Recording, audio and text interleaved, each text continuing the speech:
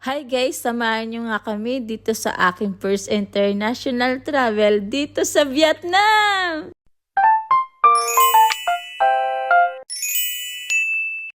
Guys, ito na yung pinakahihintay kong araw. At sa wakas dumating na. Pupunta nga tayo sa Vietnam at yun din ang aking first travel international. Dito na nga ako pumunta sa pinsan ko dahil dito kami magmumula papuntang airport. Dahil nga sasakyan din nila yung gagamitin namin papuntang airport. Sa totoo lang talaga, hindi pa talaga alam ng mga magulang ko na aalis ako. Dahil nga 3 pa lang sa kapatid ko yung nakakaalam na aalis ako. Kasi gusto ko muna siguraduhin kung talagang makakapasa ako sa immigration. Mabilis nga kami nakarating dito sa airport dahil mabilis naman ang biyahe namin dahil maaga kami umalis. Nakapag-outfit check pa nga ako habang iniintay namin tong pinsan kong dumating. At sobrang excited nga din nila para sa akin. Andito na nga kami sa part na i-scan na yung aming mga passport. At binigay na nga din ni Nining sa amin yung mga requirements sa immigration. Pero bago kami pumunta dun ay kailangan nga timbangin yung aming mga luggage. Kamadang lukad nga ni ang ginawa ko sa aking mga gamit para magkasya lang. Pagkatapos nga namin check-in yung mga luggage namin ay nagpicturan na kami para kung makapasa kami sa immigration ay talaga namang may pang-post na. Reclamation nga namin yung mga picture namin ng bata pa kami. I mean, i-recreate namin yung photo namin ng mga bata pa kami. Pag sa English ba ay marami kayo matututunan sa akin. English kalabaw ah. At papunta na nga ni kami ng immigration at sa wakas sumakses ang mga babaeng ito. Kami nga ni Ate Joy yung dalawa na first timer na magta-travel abroad at talaga namang nakakakaba pala talaga kapag nasa immigration ka na. Kaya naman agad ko nang tinawagan yung mga magulang ko para magpaalam. At sa wakas masaya naman sila para sa akin. Naghanap na nga din kami ng kakainin dahil magutom na dahil. Talaga namang nagutom ako sa mga tanong ni Sir sa akin sa immigration. At guys, napakamahal pa ng pagkain sa airport. Sana nagbaon na lang ako ng ulok-ulok ng may mapangot. Ako ba yung tingin ng passport ko at baka mawala. Baka hindi ako makasakay sa aeroplano at hindi ako matuloy sa Vietnam, no? At napatalon pa nga ni ako dahil sobrang excited ko nga ni talaga. Dahil ito din nga ni ang kauna-unahan kong sakay sa aeroplano. Kaya intindihan ninyo ha. O dito pa lang sa airport ay naka 100 photo na kami. Ano ba yan? Kain kaya muna kita ano. Sa sobrang tuwa nga ni pati bilbil ay umaapaw na anak. Ay guys, may advice pala ako. Galagay kayo ng Stardust sa mata para ma-distract yung immigration na mag-interview sa inyo. Guys, hi! Nakalampas na tayo ng immigration. So, talagang tuloy na to. Naghihintay kami ng aming flight kasi 10 AM pa yung flight namin. Wow!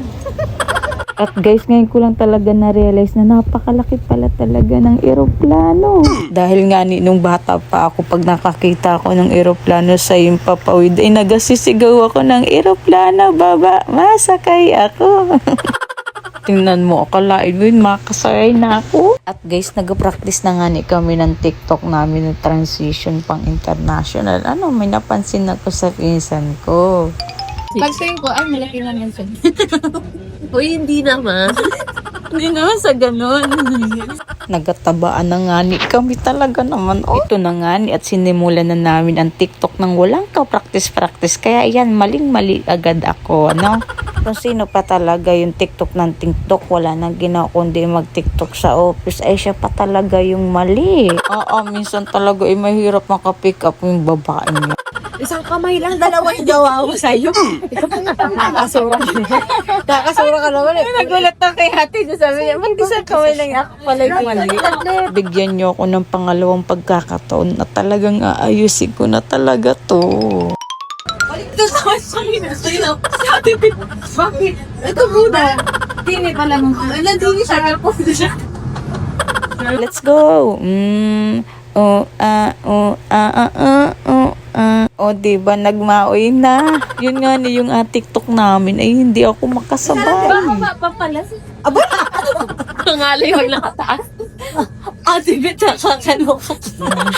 Binigyan na nga niya ako ng solo practice dahil nakalimang take na kami. Kailangan ko na talagang ayusin dahil baka ayaw na nila ako maging kabanding. At baka maiwan na din kami ng flight namin. Mapupurnada pa talaga, oh. Mabuti na lang talaga ay sumakses na talaga sa panglimang take. At pumunta na nga ni kami sa gate 16 dahil doon kami masakay. At sandali nga lang kami nagintay ay nagpasakay na din agad sila. Pero magte 10:30 na talaga, pero ang nakalagay sa ticket namin ay 10 a.m. ang flight namin. Only in the Philippines. Pero ang mahalaga ay nakapasok na talaga ako ng mismong eroplano. Guys, alam nyo ba ang talagang totoong pangarap na pangarap ko ay maging stewardess? Oo, ang magtrabaho sa eroplano. Pero dahil nga ni kulang ako sa height pero sobra sa ganda ay ay talagang hindi ko na talaga tinuloy dahil maraming mga kontra. Inamustra na nga ni nung stewardess kung ano ang agawin kapag just in case ay may nangyaring hindi maganda, pero hindi talaga ako nakikinig at ang aking nasa isip ay nasa loob ko ng eroplano. At ito na nga ni at sinimula na ng pilotong paanda rin ng mabilis yung eroplano. Lumaki talaga ang bungang at bungad ng ilong ko na. Dahil talaga namang kinabahan ako. At nagkiligkig din nga ni yung laman ko pati bilbil lahat na. Ay ano ka na, bitchay, ano, kaya pa. Sa una nga ni ay akabahan ka pero pag nasa taas ka na ay talagang maganda na ang pakiramdam. Ang sarap parang na nasa taas. Isa pa nga isa nakabahan ko dyan ay naambon. Paano kaya kami nari sa taas? Pero nung pagbungad talaga pagtaas namin, ang ganda pala ng view. Ganito pala yung pakiramdam na nasa eroplano. Grabe no, hindi ko akalain na kaya ko pala sa sarili ko na makasakay ng eroplano. Ba't naiyak ka na nining? Tapos ng sobrang taas na namin, halos hindi ko na makita yung nasa baba talaga namang naalala ko yung mga kapatid kong OFW ay tangi si Nining. Ay Nining, mabalik ka pa ng Pinas. Piling mo naman ay mag-migrate ka na. Paano naalala ko yung hirap ng buhay? Tapos syempre naisip ko din yung mga kapatid ko nagasakripisyo sa amin. Basta ang daming pumasok sa isip ko, lalo na si Ate El. Ano ba yan? Tapos tumigil din naman agad ako dahil naisip ko, ay proud naman sa akin yan si Ate El. Tsaka paano may pagkain pating dumating, bawal magdrama at umalungkot kapag nasa harap ng pagkain. Mabuti na lang talaga ay may libreng pagkain kasama pala yung sa binayaran namin sa ticket. Mabuti na lang talaga dahil nadayok-dok na ako. At kinausap na nga ni ako ng mga katabi kong foreigner. Dito ako nakabahan dahil kapag nag-approach ako, talaga ako ay mapapalaban.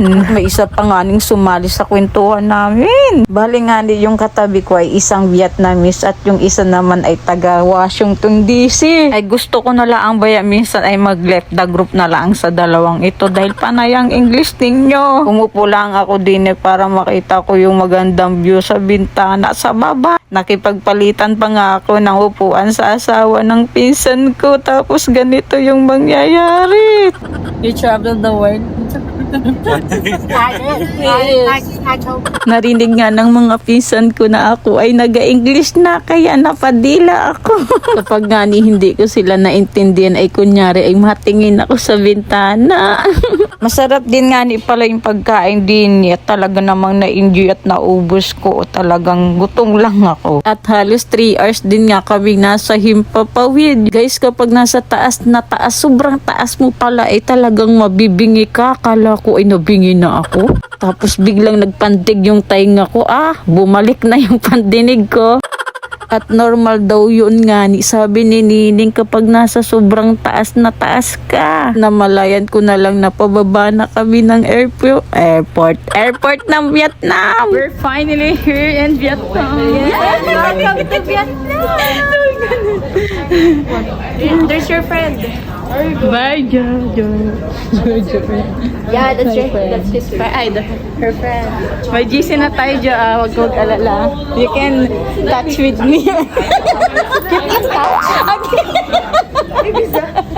Keep in touch. Sabi niya, you can touch me. Pero naintindihan mo yung gusto kong Oo, sabihin. yes. Keep in touch. Okay lang yun. Naintindihan ka. Touch with me pa nga ni ang nasabi ko ay keep in touch talaga yung gusto kong sabihin. Mabuti na lang ay naintindihan naman ni Nining.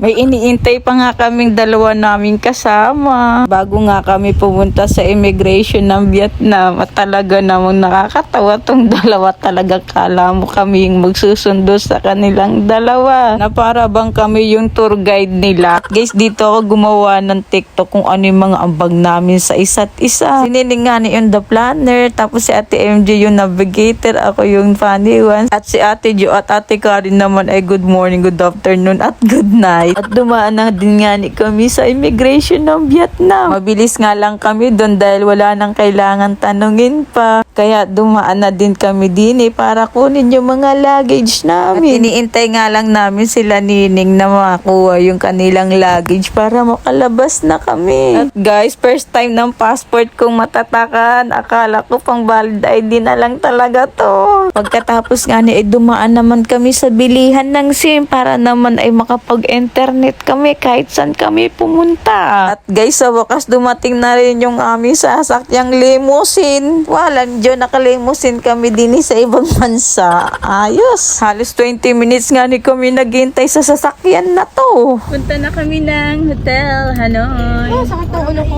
Sumakit pa ang ulo ni Nining. Wala nga nin tulogin at nanood pa nga ni ng concert ni TJ Monterde. Guys, ang napansin ko nga ni pala din sa Vietnam ay parang Pilipinas din ang mga atake. Pero malalaman mo nga ni talaga na nasa Vietnam ka dahil talaga namang napakaraming plug sa bawat lugar. Katulad nga ni yung mga nakasabit na yan sa taas, kung makikita ninyo yung mga kulay pula na yan, yan yung plug nila.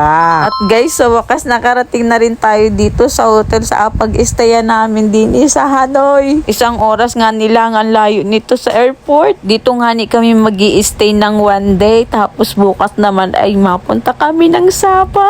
Hindi man Sapa sa likod ng bahay namin ha. Papunta na nga ni ako sa kwarto kung saan kami magi-stay at mapagod na ang araw na to. Pero ang gutom na talaga.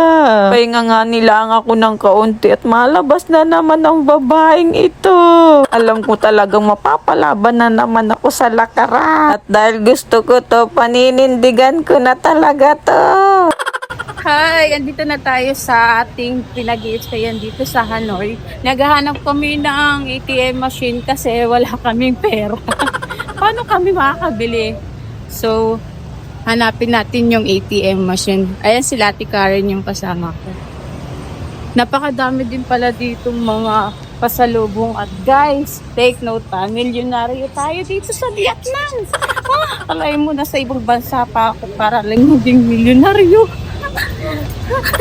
Lubusin mo na ang pagiging milyonaryo mo dahil pagbalik mo ng Pinas ay mag-uulam ka ng sardinas. Nadaanan nga ni din namin itong lumang katedral. Kaya nga ni nagpicturan na rin kami. Guys, nakahanap kami ng ATM machine pero wala namang laman. Guys, naghanap na naman kami ng ATM kasi wala nang laman yung TV bank. Gutom na ang mga tao. Kaya hindi na rin kami nakatiis, kaya naghanap na din kami ng makakainan. Sa dami naming nadaanan ay dito talaga kami napunta, parang pagkain Pinoy din talaga to. Yun nga ning tig 99,000 laang yung in-order ko. Aba, gulping lakas ng loob na umorder ay wala namang kwarta at hindi naman kami naka-withdraw. Pero mabuti nga ni ay pwede daw nga ni ang card. At syempre unahin muna mag-picture bago kumain kahit gutom na. Binili ko nga ning drinks din na ay yung buko. Kala mo naman talaga ay wala din sa Pilipinas. Tapos pinabiak ko pa nga yan para makain ko lang yung mura. At nilantakan ko na nga ni yung itlog at lahat niya lagayan ay ubos ko. Tapos pagkatapos ay umuwi na rin kami ng hotel para mag-freshen up, you know. At para makapagpahinga na rin kami. Pero niready ko nga muna yung pangmalakasan kong outfitan sa second day ko dito sa Vietnam. Ay salamat nga ni pala sa nagaintay ng vlog ko. May nagaintay pala ng vlog ko. Bukod sa pamilya ko ha. Sa dami ko nga ng video ay baka 2027 ko pa ito matapos. O siya, magpahinga muna ang babaeng ito at gulping anot na talaga ng likod ko. Bye-bye!